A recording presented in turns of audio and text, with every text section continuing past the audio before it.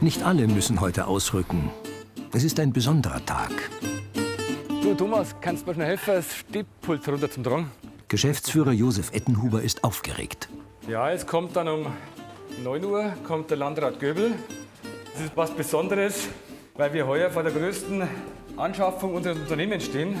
Wir haben 53 Linienbusse vom MVV gekauft. Es kommt ja auch noch Bürgermeister, es kommen eine Delegation vom MVV, Kreisräte kommen aus München und aus Ebersberg. Und wir wollen uns heute von der besten Seite zeigen. Die Busse noch schön geputzt. Gefeiert wird auch ein Jubiläum. 75 Jahre Ettenhuber Busse. Ein Glonner Familienunternehmen in der 3. Generation.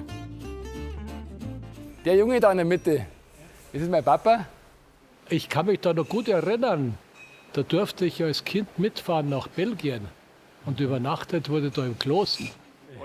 Der Opa hat das Unternehmen 1945 gegründet, mit einem einzigen ehemaligen Wehrmachtsbus. Heute gehören den Ettenhubers über 150 Busse. Die meisten fahren für den Münchner Verkehrsverbund, mit mehr als 300 angestellten Busfahrern. Seine Brüder sind gleichberechtigte Gesellschafter. Geleitet wird das Busunternehmen aber von Josef Ettenhuber. Sein Sohn Ralf studiert Tourismusmanagement und will die 4. Generation im Familienunternehmen werden. Seit Tagen ist der Papa beim Abendessen nervös und erzählt nur quasi, was wir jetzt da für ein riesen Event haben. 75 Jahre Ettenhuber und so weiter, werden wir nicht alle Tage. Deswegen denke ich mal, es ist auf jeden Fall was Besonderes. Der öffentliche Nahverkehr boomt. Er soll noch weiter ausgebaut werden, auch als klimafreundliche Alternative. Josef Ettenhuber Senior hat seinerzeit auf das richtige Pferd gesetzt.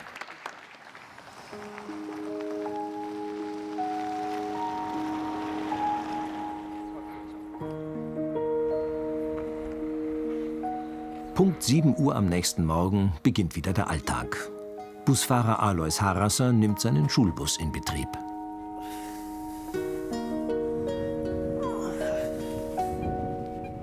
Auf dem Bordrechner tippt er die MVV-Liniennummer ein, erfährt etwaige Änderungen aus der Zentrale. Der Computer bestimmt automatisch die Zielanzeigen vorne auf dem Bus. Das war alles anders, als Harasser vor fast 40 Jahren seine Karriere als Busfahrer begann.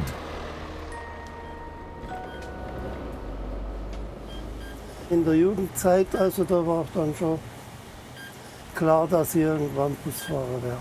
Das hat mich immer interessiert, obwohl ich nicht Mechaniker gelernt habe. Was ist das Schöne am Busfahren? Und einfach mit Leid, immer mit Leid zu tun und unterwegs zu sein. Nicht irgendwo Büro hocken oder so, das habe ich nicht kennen. Oder das war nie meins.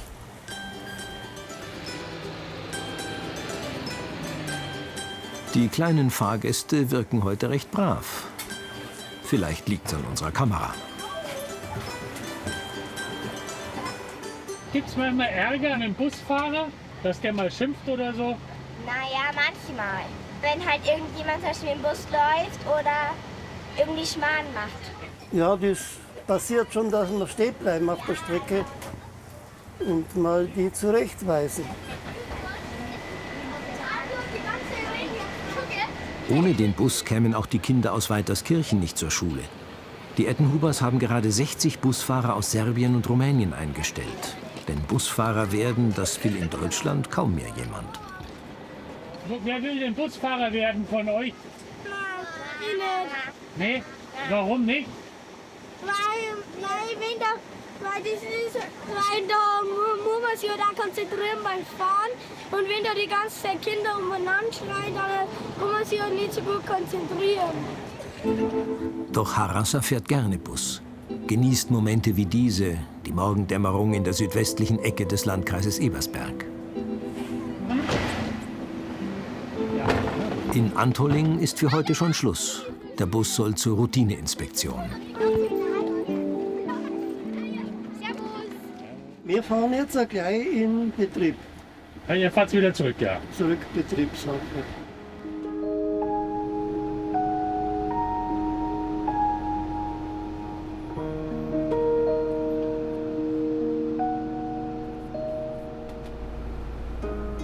Nicht immer ist der Berufsalltag für Busfahrer so entspannt.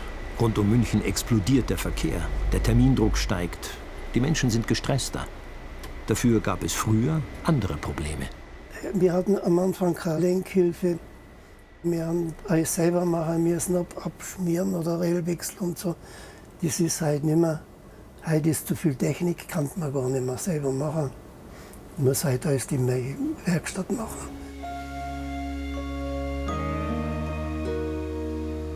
Auch Luftdruck messen und Reifen wechseln war früher Sache der Busfahrer.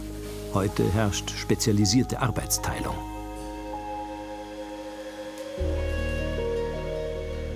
Dass das Familienunternehmen Ettenhuber heute so groß ist, hat es dem Seniorchef zu verdanken. Er packte eine Gelegenheit beim Schopfe. In den 60er Jahren kam das Gesetz Kostenfreiheit des Schulwegs und da wurden die Schulbusse dann von den Gemeinden bestellt und bezahlt. Und da habe ich gesagt, wir müssen uns erst einen Bus kaufen, um diesen Auftrag durchzuführen. Und dann hat mein Vater gesagt, nein, das mag er nicht. Er hat 3 Busse und die reichen ihm und mehr will er nicht.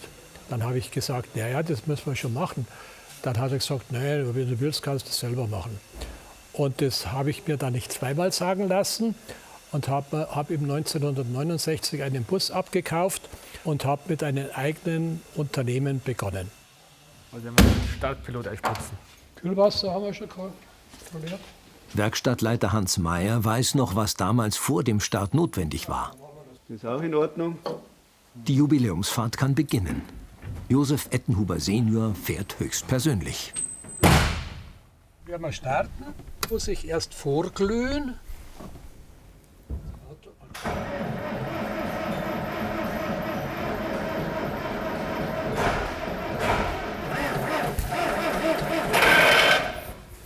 Das haben wir nicht so gedacht, dass der jetzt nicht anspringt. Also das Fahrzeug hätte heute eigentlich problemlos anspringen sollen. So, Starterwagel. Josef Junior holt eigens das Starterwagerl für Notfälle. Batterie daneben hingestellt. Ob es damit klappt? Jetzt.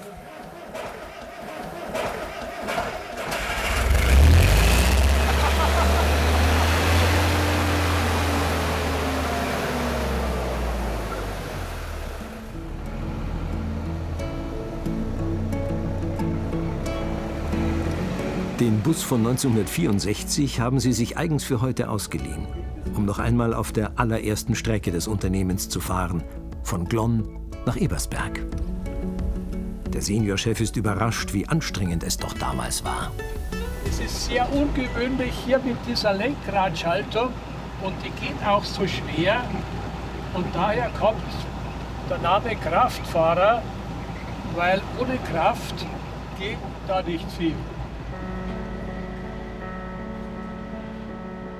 Steigungen waren schwierig, denn im Vergleich zu den 500 PS moderner Reisebusse hatte so ein Bus gerade mal 90. Da dauerte eine Reise nach Italien schon mal länger. Nach Abano Terme etwa, wohin der kleine Josef Ettenhuber sogar mal mitfahren durfte. Quer durch die Dolomiten.